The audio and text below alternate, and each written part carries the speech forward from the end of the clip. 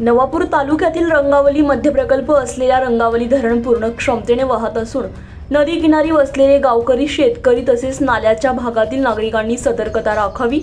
दिनांक 25 जुलैच्या मध्यरात्री नवापूर तालुक्यामध्ये अतिवृष्टीमुळे नागरिकांचे प्रचंड प्रमाणात नुकसान झाले। मायबाप शासन पंचनामे करून जातं, परंतु पाहिजे तशी भरघोस मदत करत नाही। काही दानशूर व्यक्तींनी नवापूर तालुक्यामध्ये आणि शहरामध्ये जीवनावश्यक वस्तू दिल्या असून शासनाकडून आजपर्यंत पूरग्रस्तांना मदत न दिल्यामुळे तालुक्यातील नागरिकांमध्ये प्रचंड नाराजी व्यक्त होते। नवापूर तालुक्यामध्ये महापूर सदृश परिस्थिती उत्पन्न झाली तर नागरिकांनी घराबाहेर निघून उंच जागी आसरा घ्यावा, आपल्या मुलाबाळांची, परिवाराची, स्वतःची काळजी घ्यावी।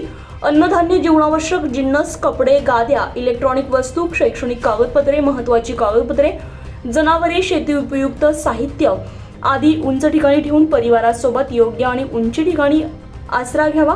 तसेच मायबाप शासनाकडून पूरग्रस्तांना विशेष आपत्ती व्यवस्थापन आणि पुनर्वसन मदत मिळाली नाहीये। अगर नवापूर तालुक्यामध्ये अतिवृष्टी संभाव्य परिस्थिती ओढवली तर नागरिकांनी सतर्कता बाळगून स्वतःची आणि परिवाराची काळजी घ्यावी। जसं हिंदीत म्हण आहे, सर सलामत तो पगडी 50, या उक्तीप्रमाणे सर्वांनी जीव वाचवणं आवश्यक आहे। 24 लाईव्ह महाराष्ट्र न्यूज साठी पंकज अहिरे, नवापूर।